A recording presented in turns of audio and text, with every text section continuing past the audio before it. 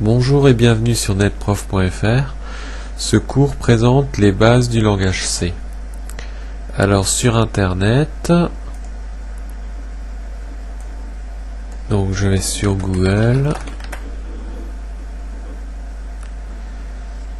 On peut retrouver programmation C de Wikibooks.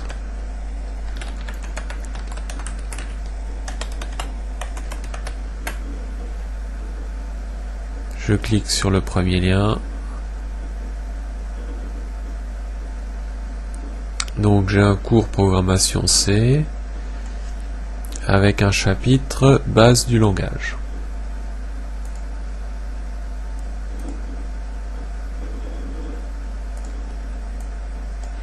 Alors pour programmer en C, quelle est la marche à suivre?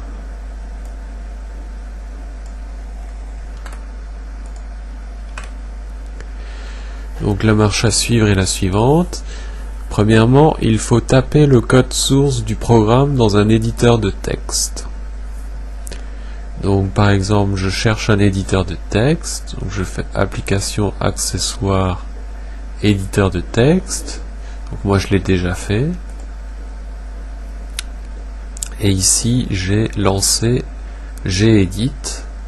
Alors si je fais aide à propos, on voit gedit est un petit éditeur de texte léger pour le bureau GNOME.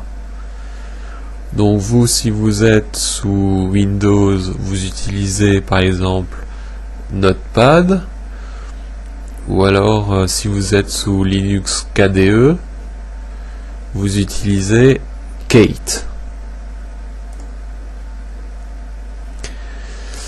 Donc ensuite je vais taper mon programme include stdio.h int main void return 0. Je vais faire printf bonjour.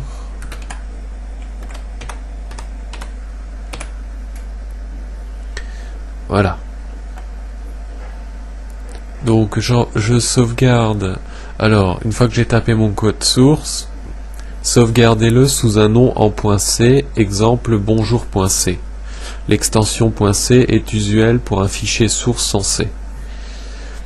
Voilà, donc je l'enregistre. Je vais l'appeler bonjour.c.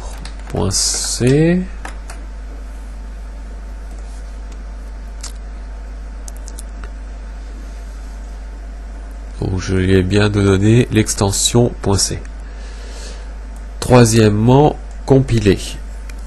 Donc on fera cc bonjour.c. Le résultat est un fichier exécutable nommé a.out sous GNU Linux et a.exe sous Windows, qui peuvent être exécutés en tapant /a.out sous Unix, c'est-à-dire sous GNU Linux ou tout autre type d'Unix, et A sous Windows. Donc on va déjà faire ça. Donc là j'ai un terminal que j'ai déjà ouvert et je tape. Alors d'abord je mets dans le bon répertoire cc bonjour.c. Je fais entrer. Voilà, il a compilé. Donc j'affiche. Alors mon code source, il est là, bonjour.c, et le fichier exécutable résultat, il est là, a.out. Donc je veux exécuter mon programme, je fais ./a.out. Et j'ai bien le message bonjour. Alors, ou mieux, compiler avec cc-wo bonjour.c-o bonjour. Alors -w_all c'est pour afficher tous les messages d'avertissement, et -o bonjour, le résultat est un fichier exécutable nommé bonjour. Donc je vais compiler.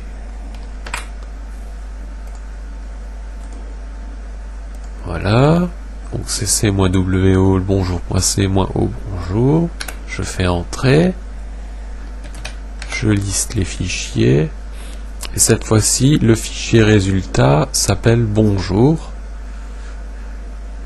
Et je n'ai pas eu de message d'avertissement, donc tout était juste dans mon programme. /bonjour. Ça affiche bien le message.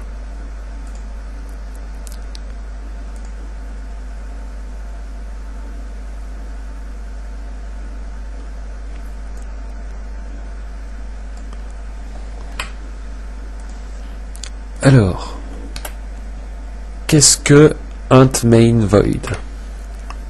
Donc, ça déclare la fonction main, point d'entrée du programme, exécuté pour démarrer le programme par le système d'exploitation.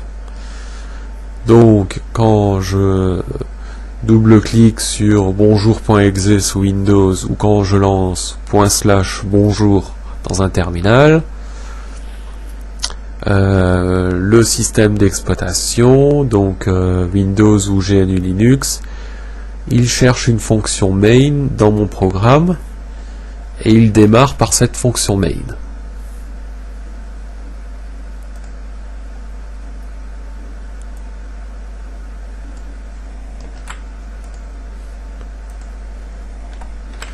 Qu'est-ce que include stdio.h? Donc ça inclut le fichier stdio.h, qui est l'abréviation de standard input output, donc entrée-sortie standard. Alors ce fichier contient entre autres la déclaration de la fonction printf. Donc printf, c'est une fonction, ce n'est pas moi qui l'ai déclarée. Cette fonction est déjà déclarée dans stdio.h. Donc pour utiliser cette fonction printf, je dois inclure stdio.h. Voilà.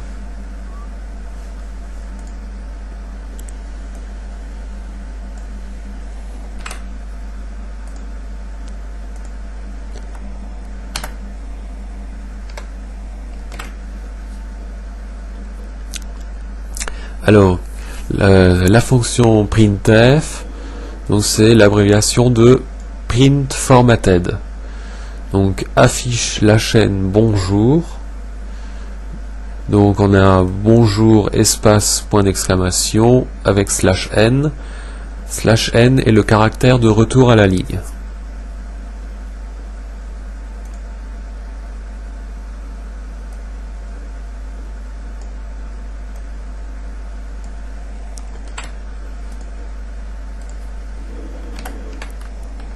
Qu'est-ce que return 0? Donc ça retourne la valeur 0. La valeur 0 est reçue par le système d'exploitation, donc Windows ou GNU Linux. Normalement pour 0, elle lui indique que le programme s'est terminé normalement. Sinon une valeur différente de 0 devrait indiquer une erreur. Voilà.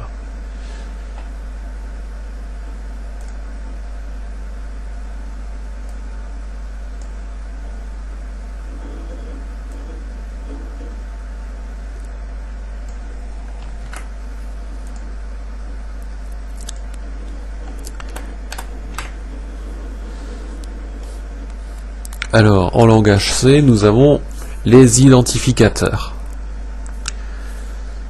Donc, un identificateur, j'en ai besoin, par exemple, pour déclarer une variable ou une fonction. Donc, exemple d'identificateur, var1, var2 avec une majuscule, et underscore, c'est-à-dire tiré bas, var3. C'est 3 variables entières. Un identificateur commence par une lettre ou un caractère souligné, ou donc commence par une lettre, c'est-à-dire une lettre minuscule ou majuscule, ou un caractère souligné. Voilà. Alors, après ce premier caractère, un identificateur contient quoi? Il peut contenir tout ça. C'est-à-dire des lettres minuscules, des lettres majuscules, des chiffres et des caractères soulignés. Voilà.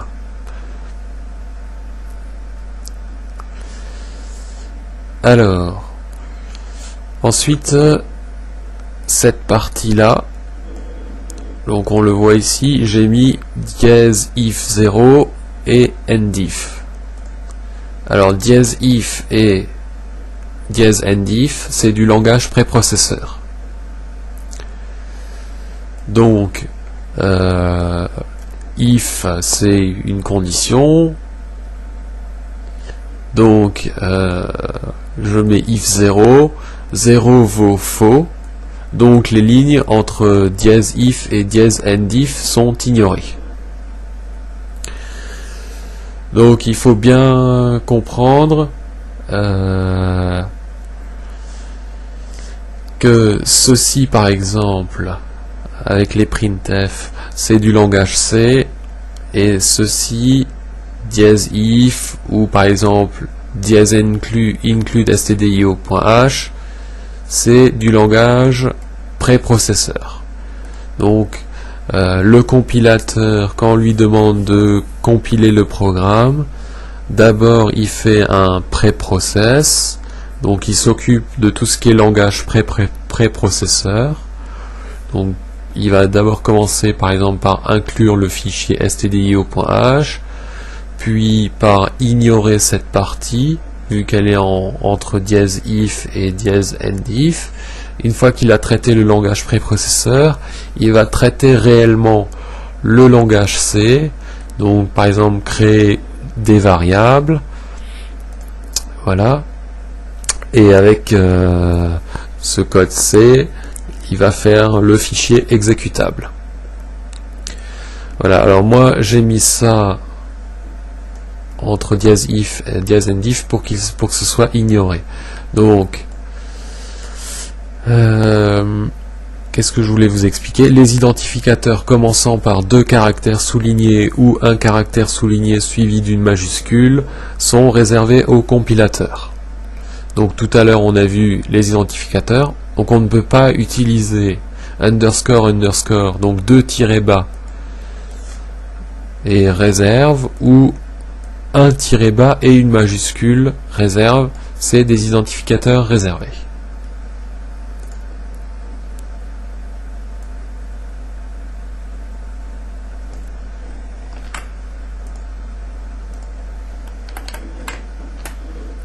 Ensuite, nous avons les mots réservés du langage.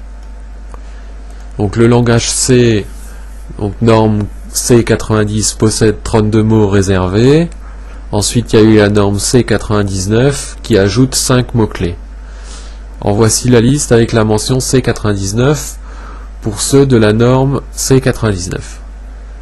Donc, par exemple, nous avons le mot réservé, le mot-clé réservé du langage int, donc c'est pour déclarer une variable entière.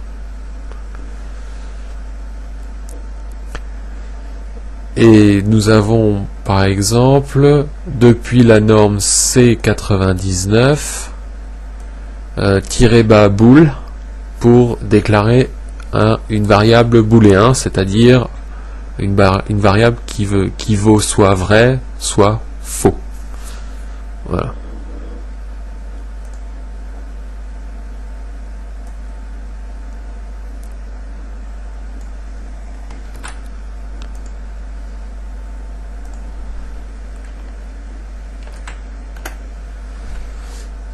Ensuite, en langage C, les commentaires. Alors, qu'est-ce qu'un commentaire? Donc, ceci est un commentaire. Donc, c'est entouré par /étoile et étoile slash. Alors on peut écrire un commentaire sur plusieurs lignes. Ceci est un commentaire sur plusieurs lignes, toujours entre slash étoile et étoile slash. Ceci est encore un commentaire. Donc attention, je démarre mon commentaire slash étoile. Si je remets slash étoile, mon commentaire est déjà démarré et je n'aurai qu'un étoile slash pour terminer mon commentaire. Donc résultat, les commentaires ne peuvent pas être imbriqués. Donc si je mets étoile slash, je démarre mon commentaire. Si je remets étoile slash, je suis déjà dans le commentaire. Et si je mets un étoile slash, ça termine le commentaire. Ce qui fait que cette phrase, ceci n'est pas un commentaire, n'est pas un commentaire. Et il y aura un étoile slash de trop. Donc il va y avoir erreur à la compilation. Donc j'ai mis ces deux lignes entre dièse if 0 et endif, dièse endif. Comme ça, ces deux lignes sont ignorées. Et pour finir, commentaire sur une seule ligne, donc en C depuis la norme C99, donc 2 slash. Donc on voit aussi que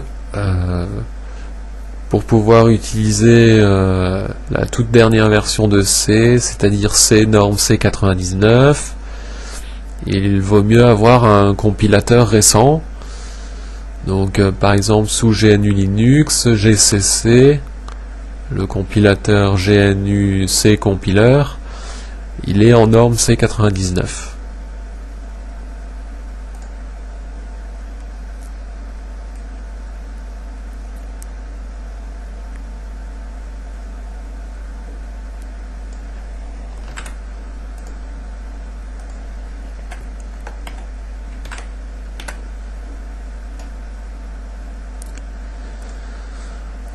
Ensuite, les instructions.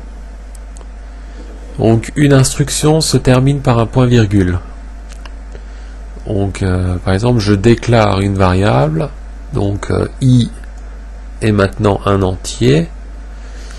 Et je l'initialise. Je le mets à 1.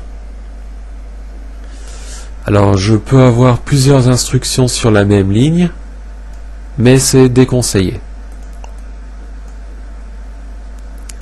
Donc i égale 12 point virgule, 1j égale 2 point virgule, printf bonjour slash n point virgule. 3 instructions. Ensuite, je peux faire un bloc. Un bloc d'instructions commence par une accolade ouvrante et se termine par une accolade fermante. Donc int k point virgule, k égale 5 point virgule, int l égale 6 point virgule, c'est 3 instructions dans un bloc. Donc à quoi servent les blocs? Donc un bloc, c'est par exemple quand je déclare une fonction,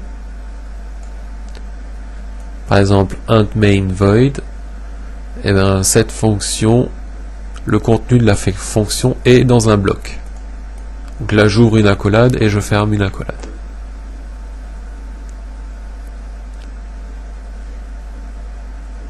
Ensuite, si je mets juste un point virgule, donc je pourrais en mettre plusieurs. Donc c'est à chaque fois l'instruction vide, ça ne fait rien, ça ne fait rien, ça ne fait rien, et ça ne fait rien. Mais c'est quand même une instruction. L'instruction vide qui ne fait rien. Alors, les instructions doivent obligatoirement être déclarées dans une fonction. Il est impossible d'appeler une fonction pour initialiser une variable globale.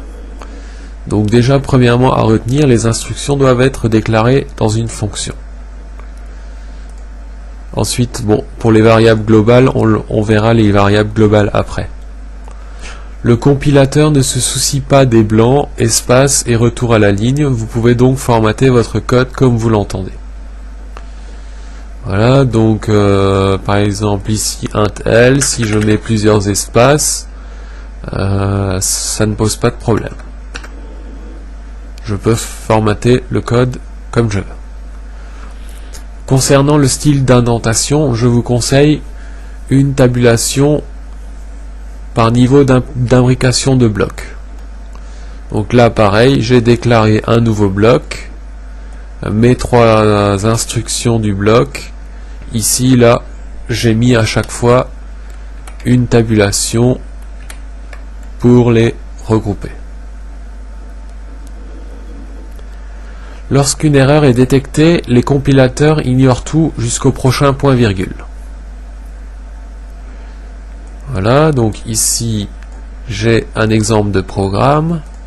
Alors on voit que j'ai une fonction qui va de là jusque là, et une autre fonction, la fonction main, qui va de là jusque là.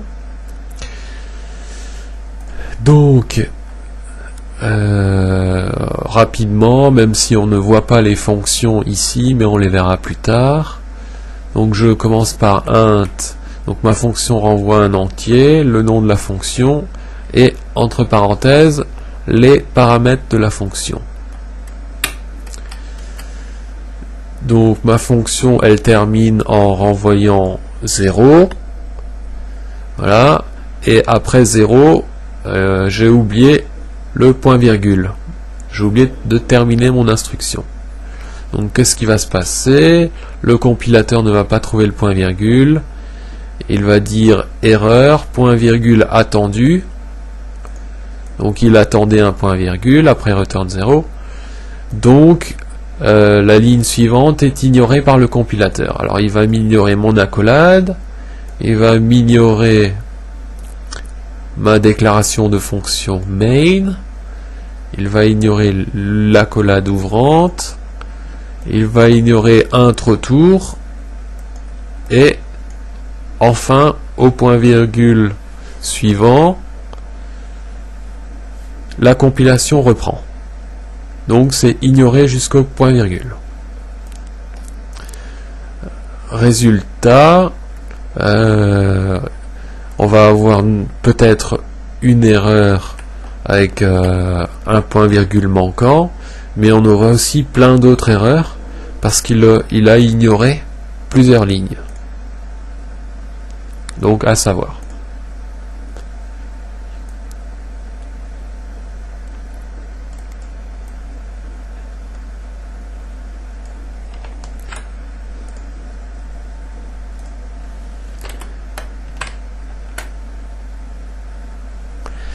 Alors, déclaration de variable.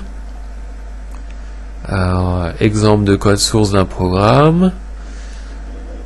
Donc, je tape int jour point virgule au début du programme. Donc, int jour est une variable globale de type entier à cause de int. Voilà.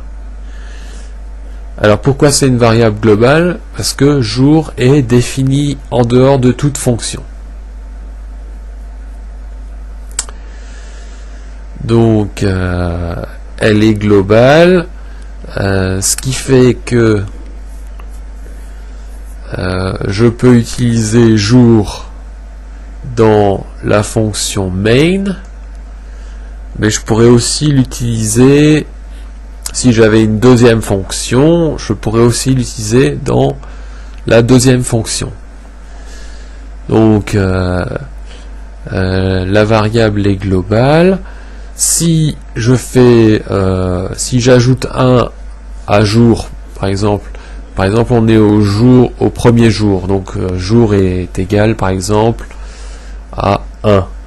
Je pourrais faire dans la fonction main jour égale jour plus 1, donc jour passerait à 2, et dans ma deuxième fonction, lorsque je manipulerai jour, et ben jour sera déjà à 2. Donc ça c'est une variable globale. Donc une variable globale, on peut la manipuler dans plusieurs fonctions. Alors ici dans la fonction main, j'ai déclaré la variable prix. Prix est une variable locale à la fonction main de type réel. Donc j'ai mis double, donc on pourra mettre un chiffre réel, c'est-à-dire un chiffre à virgule dans la variable prix, par exemple 2,5. Alors, prix est défini à l'intérieur de la fonction main. Donc, je ne pourrais manipuler prix, par exemple faire prix égale 2,5, après prix égale prix plus 1, donc prix vaudra 3,5. Je pourrais le faire que à l'intérieur de la fonction main, et pas dans une deuxième fonction. Je ne pourrais pas manipuler la variable dans une autre fonction. C'est pour ça qu'on dit que c'est une variable locale.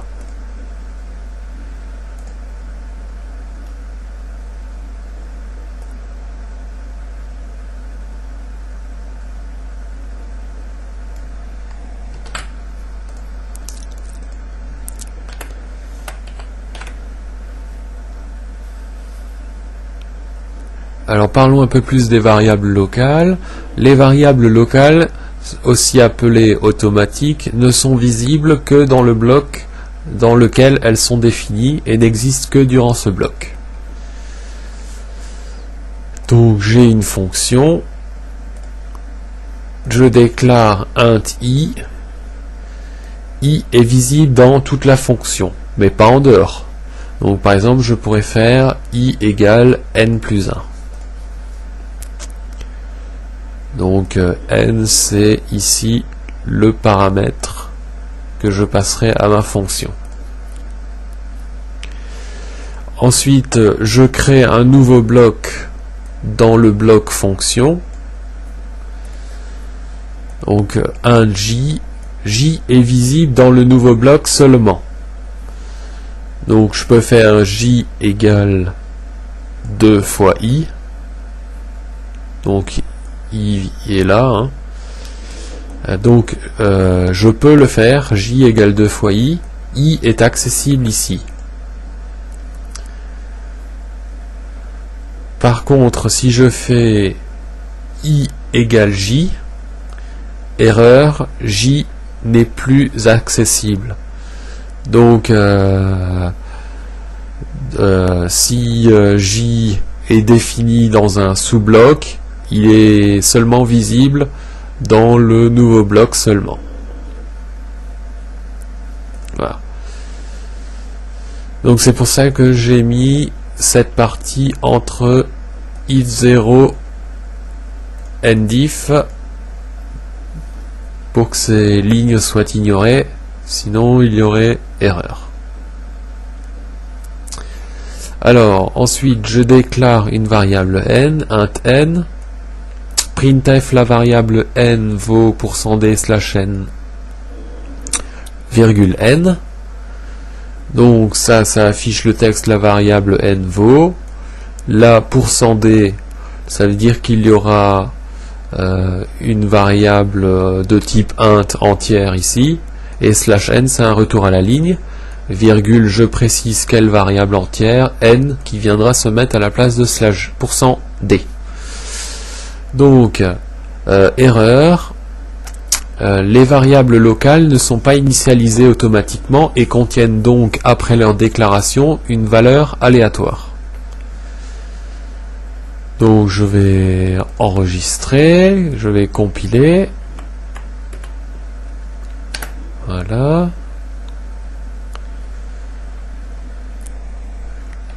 Je vais exécuter mon programme. Voilà, donc quand j'affiche la variable n vaut, ça vaut, alors c'est moins 1 milliard, etc. À peu près moins 1 milliard 209 millions, etc. Donc quand je déclare une variable, attention, cette variable contient une valeur aléatoire. Donc par exemple, si j'aurais voulu la mettre à 0 au début, il faut tout de suite l'initialiser à 0. Alors, avant la normalisation ISO C99, donc avant la norme C99, les déclarations de variables locales devaient obligatoirement être placées juste au début d'un bloc et s'arrêter à la première instruction rencontrée. Donc, j'ai une fonction. Si je veux déclarer des variables, par exemple int a, normalement je dois mettre en premier int a, point virgule bien sûr, parce que c'est une instruction.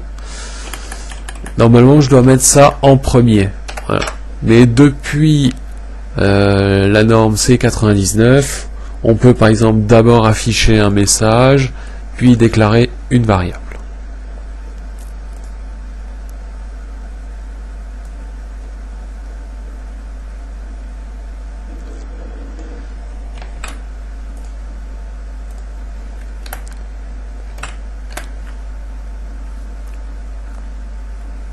Alors, variable globale. Alors, on a vu tout à l'heure une variable globale. On la déclare avant toute fonction. Donc, elle est globale. On peut la manipuler dans toutes les fonctions. C'est pas comme une variable locale qui est justement locale à une fonction. Alors, limiter leur usage aux seuls fichiers où elles sont déclarées en les déclarant statiques. Donc une variable globale, si on a un projet en C avec plusieurs fichiers sources .c, donc on a divisé un projet en plusieurs fichiers. Si dans le fichier 1 je déclare une variable globale, je voudrais par exemple empêcher que cette variable globale soit utilisée dans les autres fichiers du projet, donc je mettrai le mot-clé statique devant. Donc c'est plus juste int ma variable globale, c'est static int ma variable globale.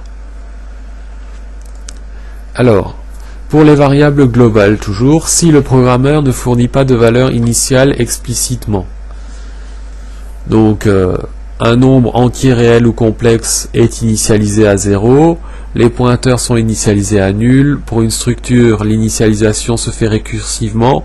Chaque membre est initialisé suivant les mêmes règles. Pour une union, le premier membre est initialisé suivant ces règles. Donc, quand je déclare une variable globale, si je ne mets pas tout de suite égal 1 ou égal 0, elle est la variable globale, elle est mise à 0. C'est ce qu'il faut retenir. Voilà. Donc,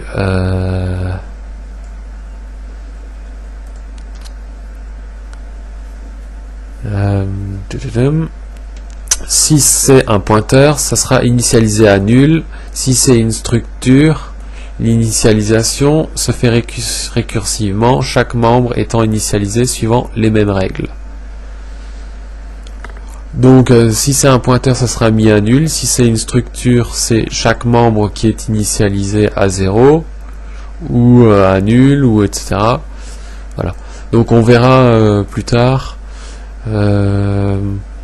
les pointeurs, les structures et les unions. Alors pour initialiser explicitement une variable globale, on ne peut utiliser que des constantes. On ne peut appeler de fonctions contrairement à d'autres langages. Alors,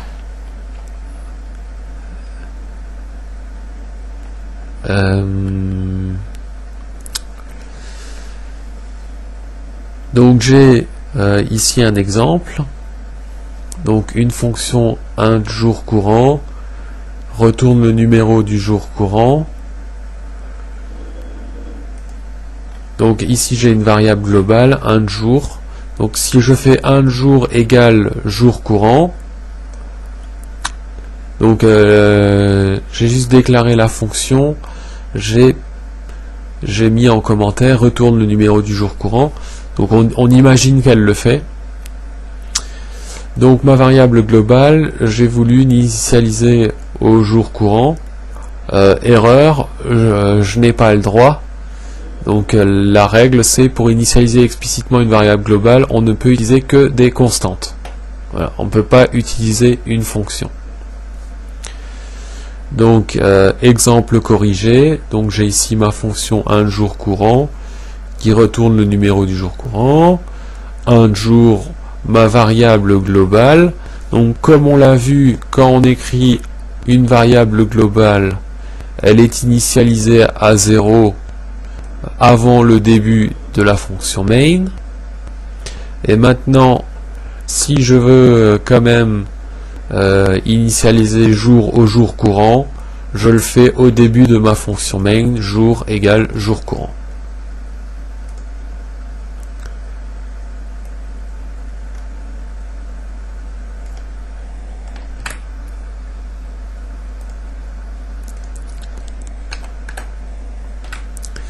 Voilà, et pour finir, on voit le traitement des ambiguïtés.